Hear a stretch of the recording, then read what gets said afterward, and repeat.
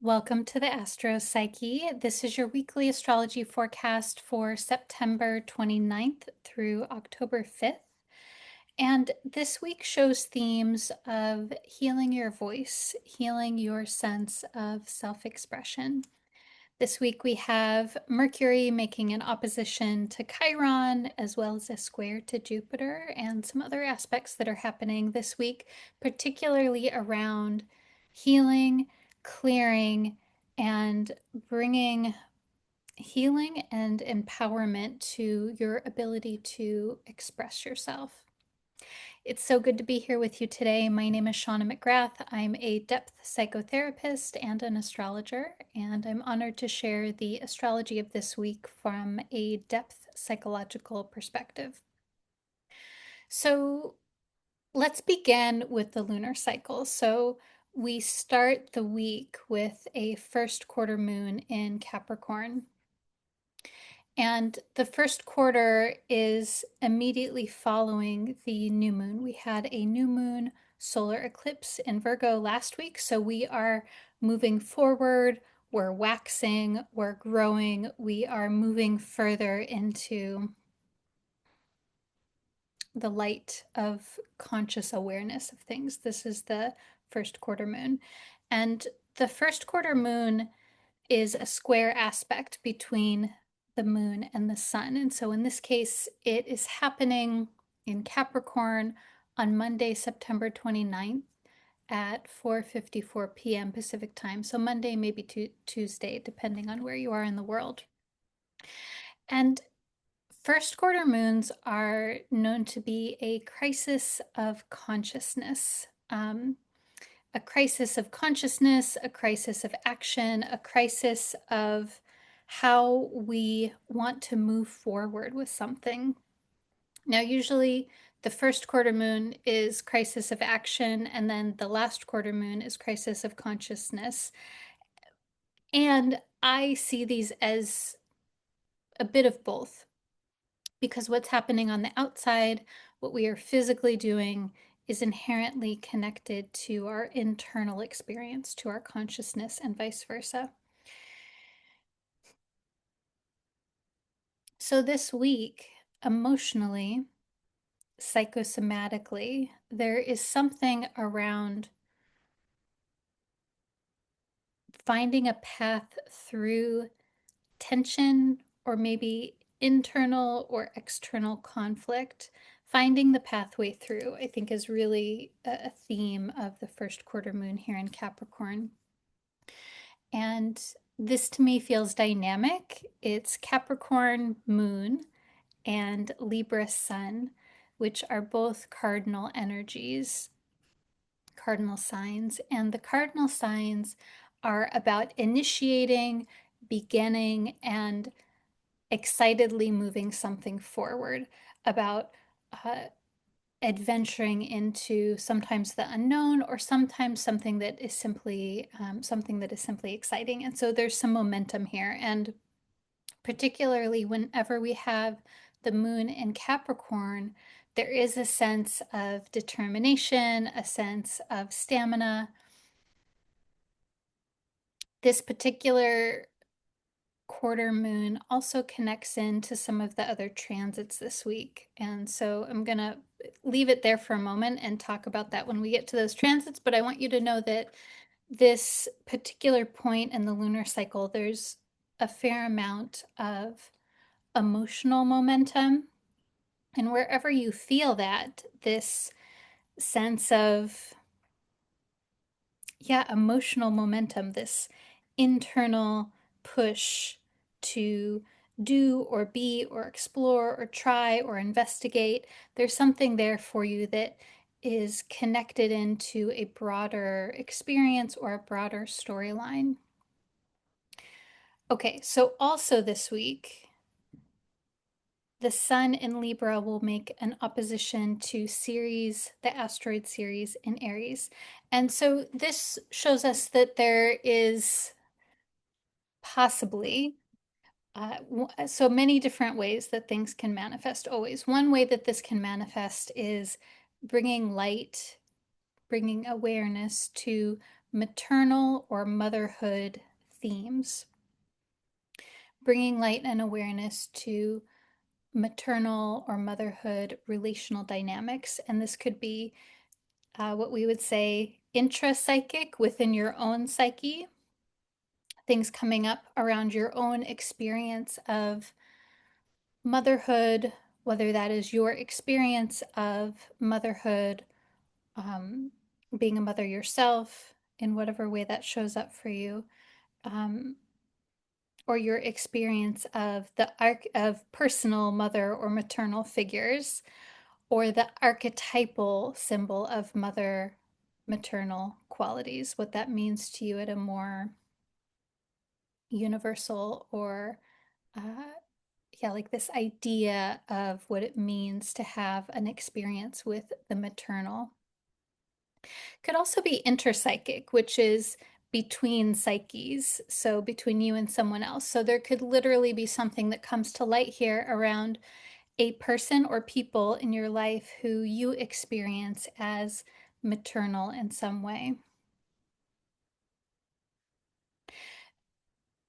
This is an opposition. Sun in Libra is opposite Ceres in Aries. And so there's also a sense here of culmination, of things coming to maximum visibility, maximum completion. Sometimes this can be a sense of celebration.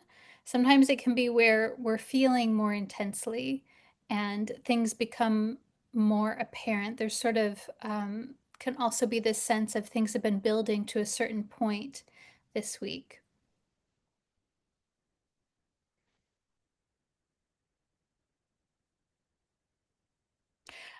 With this aspect, I'm struck by the relational component of it, particularly because the sun is in the sign of Libra, Ceres in Aries. So, Libra being the relational component, the relational connection, and then Aries being the individual autonomy and the sense of self and the sense of pioneering or independence or wanting to have something of your own. There might be something here that comes up around that.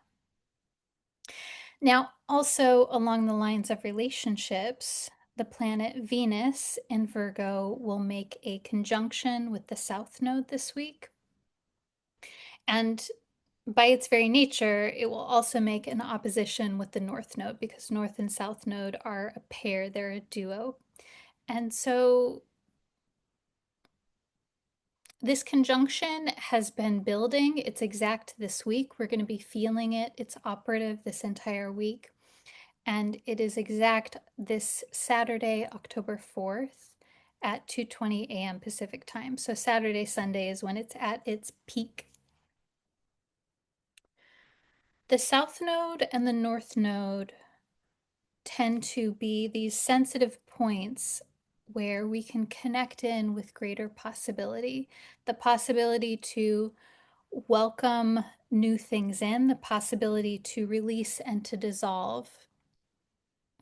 And this is a Venus making a conjunction with the South Node. So the South Node is more alive, more forward facing.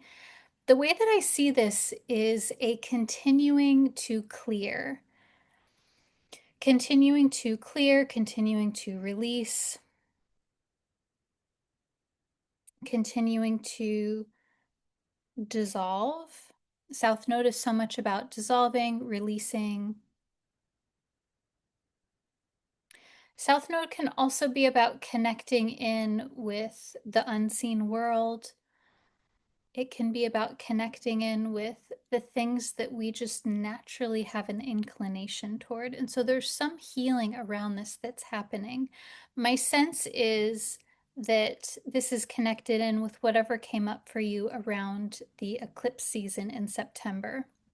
So we just very recently, and I'm saying that because this is involving the nodes and it's in Virgo. We just recently had our lunar eclipse September 7th in Pisces, and then we had our solar eclipse the 21st in Virgo. And so Venus is moving over this area. Venus brings cohesion, It brings up themes of relationships, of beauty, of harmony. And there's something very purposeful when we have Venus in Virgo. There is something so incredibly intentional and heart-based. And yeah, it really makes me wonder here what it is that um, wants to be cleared or renewed, or just some tender care here is what I really feel with Venus conjunct the South Node. And then that clearing, that holding, that renewing allows Venus to see the North Node, to move into the sense of that North Node in Pisces, sense of faith, sense of hope, trusting in your intuition, allowing your intuition to blossom and move you forward. These are some of the themes that I see with this particular aspect.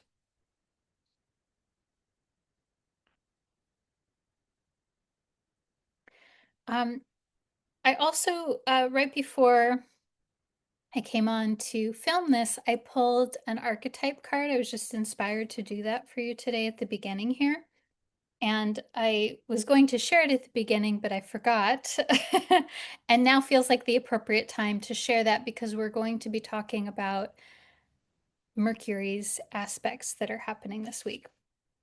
So, this week, Mercury in Libra is making a square to Jupiter. It's also making an opposition to Chiron. And this is creating a very particular configuration called a T-square involving Mercury, Jupiter, and Chiron. And some of the themes here with this aspect are involving your voice, your expression, your communication, which is Mercury, your mind, your intellect, also Mercury, and Jupiter, which is our sense of faith and hope, our philosophy, our belief system, our metaphysics. Jupiter is the function of expanding and growing through new experiences. And Chiron, the planet, the asteroid that is a symbol of healing. So there's something here around self-expression, bringing in more hope and expansion, and also a healing function to that. So the archetype card that I pulled just now is the Poet. I'm going to show you the image there if you're able to see it on the video. So, oh gosh, and this is the archetype, the Wild Unknown Archetypes Oracle deck by Kim Kranz. So the image has this, the focal point for me that's standing out is this uh, white globe of light that someone appears to be holding with their hands, one hand on either side. And the globe is behind, it's like the backdrop of that is this darkened sort of sky. And then the sky turns into these bright colors, blue, pink, orange. And there's blackbirds flying around in the colored sky. Okay, so okay. I'm curious what strikes you in the image, if you're able to see it, what comes up for you there? And what comes up for you around this term, the poet? What that means to you, what comes to mind? And I'm going to read from you very briefly what Kim has to say. So she says this archetype, when it's in its clear form, it is a symbol of the clairvoyant, wisdom, and timelessness. When it gets distorted, it can be harmful words, sharp tongue, or thwarted creativity. It's a symbol of the artist, the witness, the truth teller. She says the poet's work is to feel immensely and not be afraid.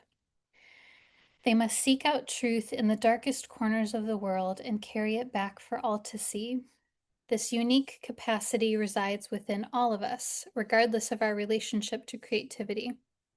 When the poet is present, the energy of the poet is present, there is a call for deep honesty and reflection, for seeing the big picture within the little one. The poet rides effortlessly between the personal and universal. It's possible that others may not seem to listen or care about the poet's work, but do not be discouraged. The words of the poet ring true for centuries to come, soothing the wounds of despair and violence that captivate our world. The poet's work is never finished. Find your voice and trust that the wind will carry it.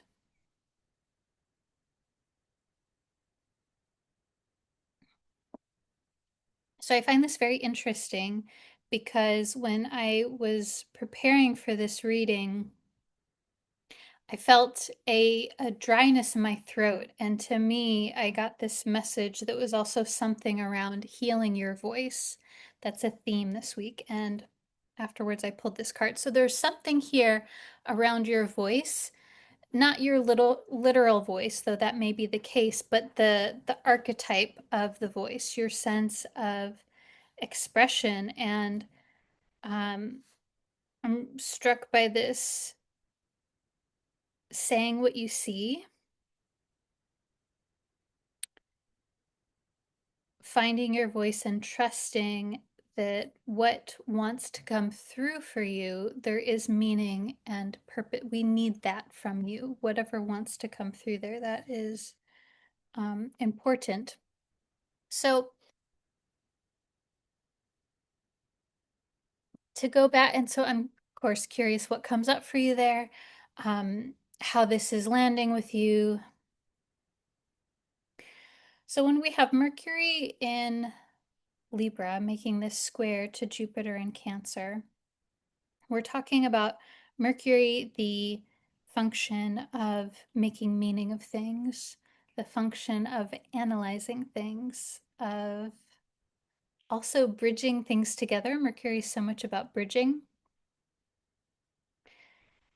And Jupiter is all things around faith, belief system. And so there's something here around, possibly, around your beliefs, your how you think about things.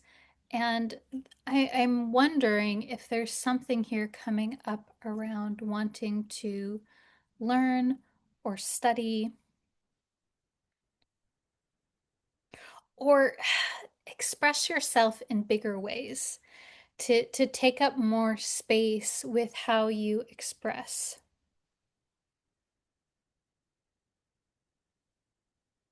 This makes me wonder if you find yourself holding back your thoughts and feelings in some way, if there's some sense of that there's something that wants to be opened up here, there's something that wants to be expanded. Maybe there are ideas that you're sitting with.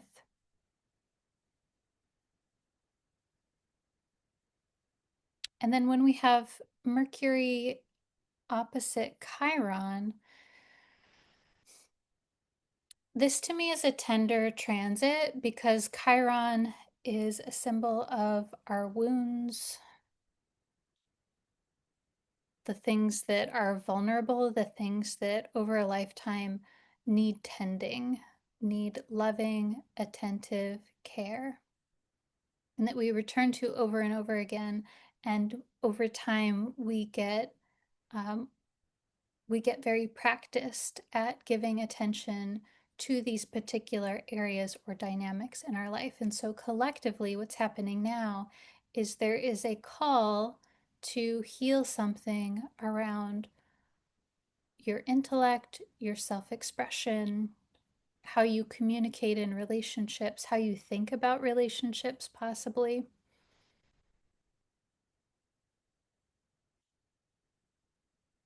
You know, Mercury can also be connected to the nervous system to some extent. I think that the moon as well as Mercury can be connected into this. And so there might be something here around how you process information through your sensory system and how that shows up in your mind, your thought process, your emotions. So there's some sort of mental, emotional healing that's happening here. And again, it is highly relational with Mercury being in the sign of Libra.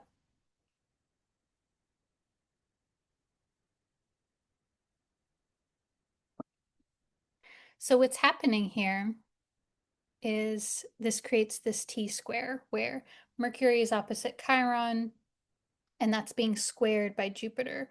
Mercury is squaring Jupiter, Chiron, Jupiter is squaring Chiron. So there's this T shape that we could draw.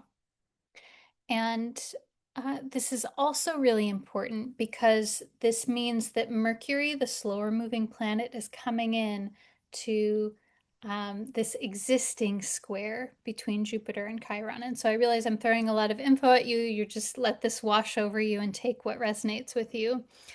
But Mercury is coming in here to this square between Jupiter and Chiron, which is a symbol of healing our faith, healing our ability to hold space for diversity, for other ways of being, for other cultures and ways of doing things. This is Jupiter. Jupiter is about seeing things from other people's perspectives and delighting in the diversity that is in the human species. With Jupiter, there's a love for exploring different things. There's a love for novelty. And one of the shadow sides of Jupiter is can be dogmatic thinking, or thinking that this is the one way, this is the true way, and all other ways are not it, are flawed, are stupid. And so there can also be this sense of overinflation when we have Jupiter. Overinflation, egotism, dogmaticism, those kinds of things. And so Jupiter making this square to Chiron, there's some healing that's happening here. This is a long-term transit. So let's see, this Jupiter-Chiron square began just recently in August of 2025. It's going to go through until September 2026 next year, but right now we're really in it. It's very close. So it's going to continue to get closer towards exactness within the same degree of the square in October of 2025 through July of 2026. So we're approaching a greater sense of intensity as we move forward over the next 6 to 9 months or so. And so what's happening this particular week is Mercury is coming in and saying, hey, I want to talk about this. I want to bring some intellect, some communication. I want to bring some words to this situation around healing our faith and our tolerance. And it could also be wanting to open up to new possibilities. There's something here. So this is going to look and feel differently for everyone, of course. Really depends on what's happening in your life and in your chart and how this is connecting in. And I want to say the beauty of squares like this, especially a T-square, is it typically denotes a time where there is something required of us. It's very difficult to ignore the call, to ignore what is wanting to come forward from within when we have a square or a T-square like this. And what's happening on top of this is that this first quarter moon in Capricorn that we talked about happening at the beginning of the week, that's coming in to fully complete the square. So we'll have a grand cross where we have one planet in each of the cardinal modalities. So we have Moon in Capricorn, Mercury in Libra, Jupiter in Cancer, and Chiron in Aries. And so this is a very full, vibrant, alive, dynamic, and forward moving kind of energy. So I encourage you to, yeah, be with your thoughts. What is on your mind? What is wanting to come forward from you? What, yeah, how are you expanding and growing? What are you wanting to expand and to grow into? And what are you healing? Also, particularly around your sense of self expression or your belief system. There's something here around that for you. And then the last bit of the astrology that I'll say for today is we have Mars in Scorpio making a square to Pallas Athena. A lot of squares this week. So Mars has this energizing impact on Pallas Athena, which is a symbol of wisdom, strategy, and independence. So all of these qualities, your inherent wisdom, your inherent ability to pivot, to be crafty, to see, and there's a certain sense of self-sufficiency when we have Pallas Athena. So all of these things are energized and there's a sense of vibrancy around them. I find that this is a really sweet pairing together. This very energizing Mars to Pallas Athena with the Mercury Jupiter Chiron T square that's happening. Feel this sense of momentum. And so my question to you is so contemplations, what is wanting to come through you this week? What are you wanting to express? And how are you going to create space for this energy? How are you going to create space for your thoughts, for your voice, for your visions? Okay, so I would love to pull some tarot for you. As always, I love hearing how this is sitting with you, what's coming up for you as you're hearing this.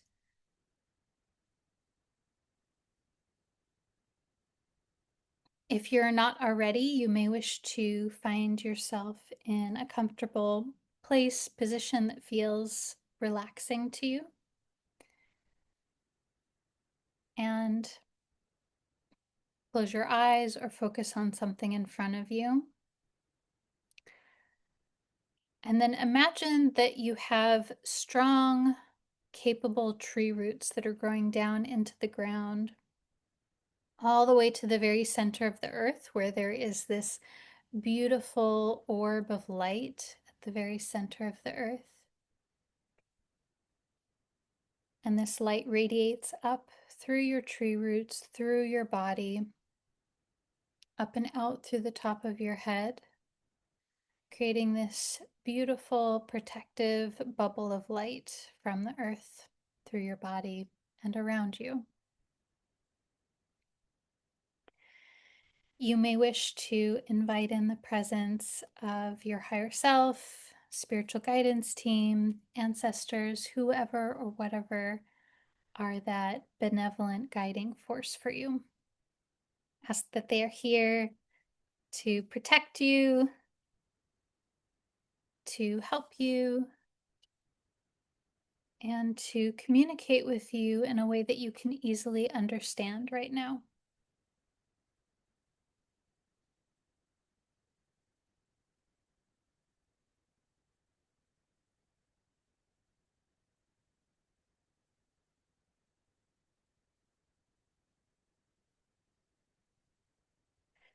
If there is a situation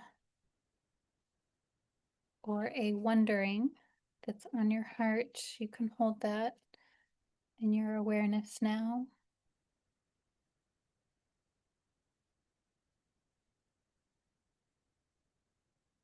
And if you like, you can pick a number between 1 and 3, and that card will be special for you.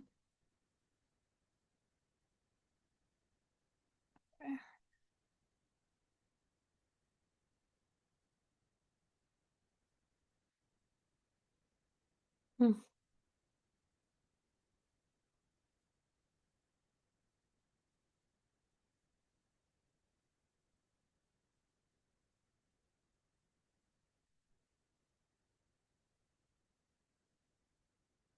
All right. I like these cards. Okay, so first is the Page of Wands. And in this deck, so uh, in this deck, it's a picture of a person very intently standing over their brew that they're cooking. And their like eyes are like locked in. They look very determined. Pages tend to be a symbol of messages. They feel very mercurial to me. Messages and travel. And wands are a symbol of fire, passion, enthusiasm. So there are some messages that are coming through for you this week. Again, might be external, might be coming from within. There's some new information coming in here, and it's very exciting. And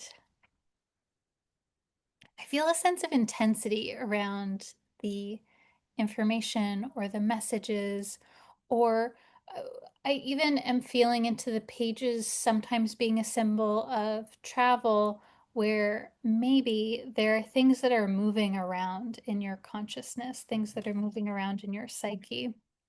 So maybe you are not physically going somewhere, but there is something that is happening in your brain, this like moving things around. And this card to me actually feels very much like Jupiter and Mercury together, because uh, Jupiter is also a symbol of travel. And so yeah, there's this brew that's being cooked up. There's something that's being transmuted here. There's some healing information. Okay, we may go back to that. Other cards are the High Priestess is the second card. High Priestess is mysterious. It's a symbol of the unknown and the unseen. And it reminds us that we don't always know the full story. We can never fully know everything that is happening behind the scenes, everything that is unseen within your own psyche and then also collectively. So, for this reason, the High Priestess is connected to the unconscious. There is great wisdom here when we get the High Priestess. This is encouraging you to listen to yourself, to trust yourself, and the High Priestess also has this quality of inaction. Not that you shouldn't take action, but it's saying, you know what? There's a lot to be gained from listening to yourself and listening to your intuition and honing your intuition. That sometimes that is one of the most productive things that you can do. Okay, I may have more to say about that in a moment.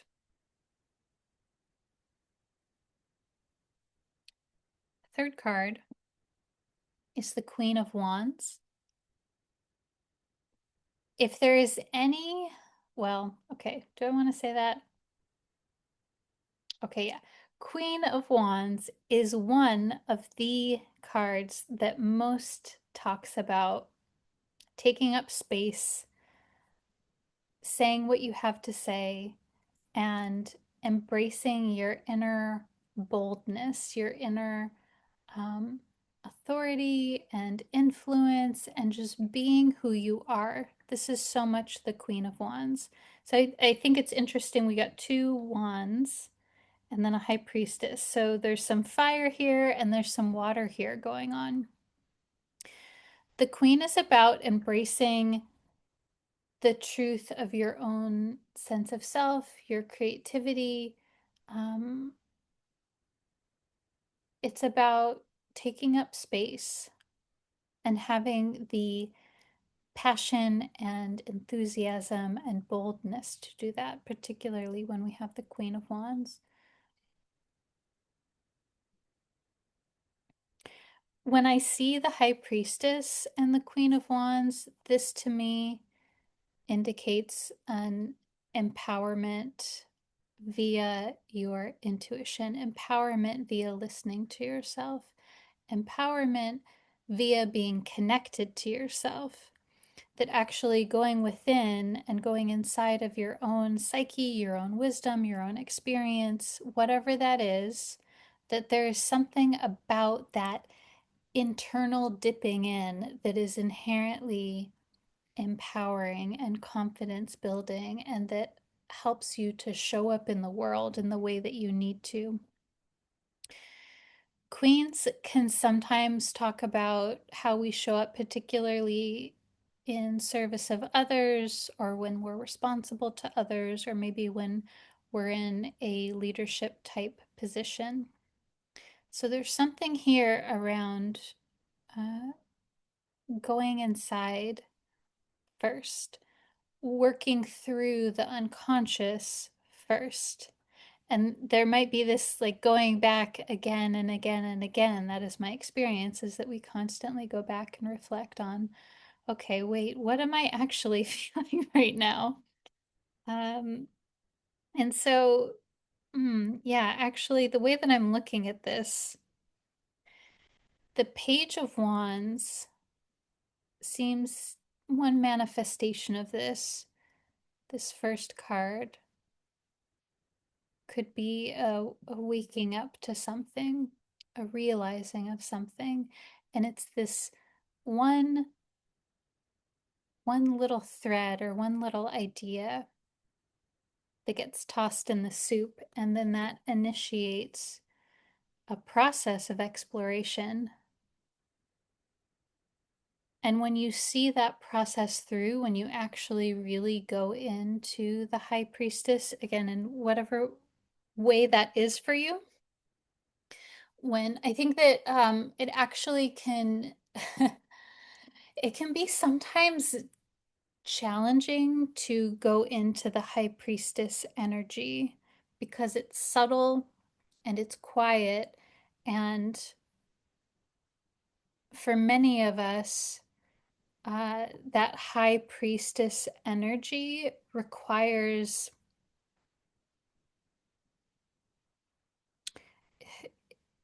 it requires a sensory deprivation environment. um, I don't know if this is your experience, but for me, to go into this mode, that High Priestess sort of energy, that way of being, I usually have to not have any input. I can't, I have to do my best to um, be in a place that is quiet, that is darkened, that is like where there's the least amount, ideally no sounds or sights or even intense things that I have to like do in the near future. There's a quality with the High Priestess, there's a quality of timelessness, of being exactly where you are, and that there is nothing that needs to be done, there's nothing that should have been done. And yeah, like when we're living in the world that we are, it's incredibly, can be difficult to drop into that without removing ourselves from the busyness of the world. And so I'm saying that to you because I kind of feel the effort. I'm thinking about the Page of Wands here, this brew that they're making. There's some cooking that needs to happen, there's some efforting that needs to happen here. And then there's this process of going in to the High Priestess mode, going into contemplation, going into your thoughts, your feelings, your unconscious dynamics. And the way that I'm feeling into this for you right now is there's something about really going in there and spending some time with reflecting, and that I get this image, not sure why this is coming through right now, but I get this image of, okay, you go down into the underworld, down into the unconscious, and then there's this pillar that supports you to rise back up to the material, mundane world, and that is the Queen of Wands. And there's a sense of royalty, there's a sense of having the right to take up space because you are a human being, and that gives you the right to say what you need to say and be who you want to be. There's a sense of, yeah, just your existence is worthy. Um, your inherent existence means that you are worthy to exist as a human. Um, hmm. And at the end of the day, this is what this week is about for you. It's about going into your actual lived internal experience and bringing some healing to that, bringing some loving attention and care. And then that has this regenerative impact for you so that you can go into the world and do the things that you need to do, and also move through the world with a bit more ease, a bit less heaviness. That's the feeling that I have for you. Thank you so much for being here with me today. It's been an honor to share the astrology of this week with you. Been an honor to share this time with you. I am available for psychotherapy with astrology and astrological consultation. You can find out more on my website, theastropsyche.com. I would love to hear from you. Until next time, take good care.